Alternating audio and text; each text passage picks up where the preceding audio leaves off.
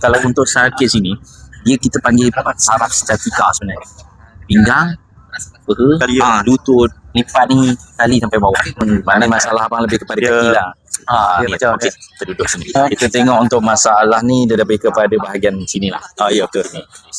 Sebab ini kita panggil kalau daripada sini, urat dia kita panggil sciatica sebenarnya. Dia urat yang di dalam ni, dia dah tegang dan bersimpul. Bila dia tegang dan bersimpul, bangun tidur, dia akan jadi rasa ngilu.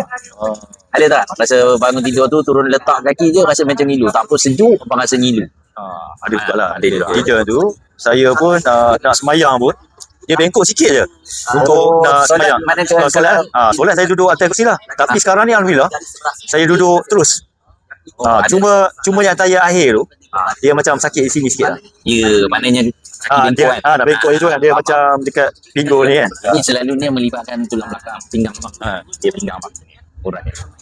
Ini urat. Dia kena timpul dekat situ. Dia kena buat untuk latihan juga. Sebenarnya yang pertama, yang utama sekali senaman. Senaman tu dari kaki macam mana. Cara fisios Ya, saya sendiri. Sebab saya ni banyak, orang kata banyak berjalan di mana-mana, apa pakai kaki apa semua kan. Banyak menggunakan kaki. Hiking apa semua. Saya memang outdoor punya orang lah. Dah biasa lah. Dah biasa tiba-tiba nak duduk diam tak boleh lah. Tak boleh duduk diam apa semua, berjalan dengan kaki ni kan.